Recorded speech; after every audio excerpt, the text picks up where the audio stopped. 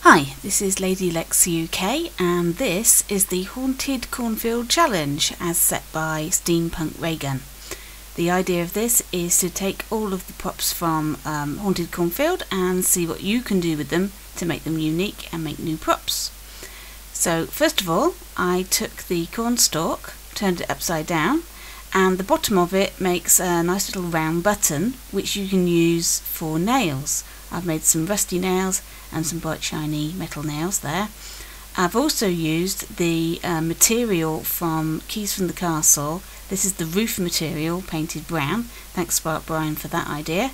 And it makes quite good wood planks. I've made them quite large here. You could actually scale them down and make them smaller. But I think that'd be quite good for a ship or inside of a building or something. Okay, the next thing that I've built is a sand dune with a palm tree on top. So you can walk up the sand dune. And what's nice about this is that the feet of the player will sink into it like it is sand. And if you put a material underneath which is a sandy desert material, it'll also make the sound of sand. So what I've done here is I've turned a round haystack upside down and sunk it into the ground, made it really large. And for the palm tree, I've taken the tall haystacks, stacked them one on top of the other, and bent them slightly at an angle to get the palm tree, and put just a plant on top, made it a bit more green. And that's my little oasis. Now over here, I've made some spooky trees. I've taken the cornstalk, made it really large, turned it upside down, and put a haystack painted green on top. And here we have some nice spooky trees with big grasping arms. That might be quite good in a horror with a forest of these in the dark. That might look quite scary. And over here I've taken the bird table, made it extremely large, and sunk it into the ground and put a door in, and that makes a little hut.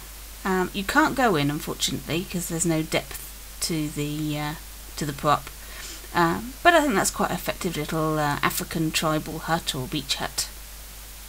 And now over here I've made a carved wooden gate from 2 gate posts, the gate, and a crow. I've set the pace of the crow to 0 after frame 4, and that gives him his outstretched wings effect, and then that sits on the top there like a carved bird. Okay, so over here I've made a rotisserie spit.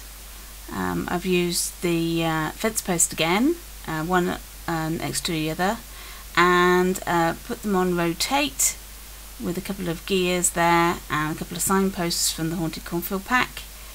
And that rotates, and you can put your meat on there and eat it.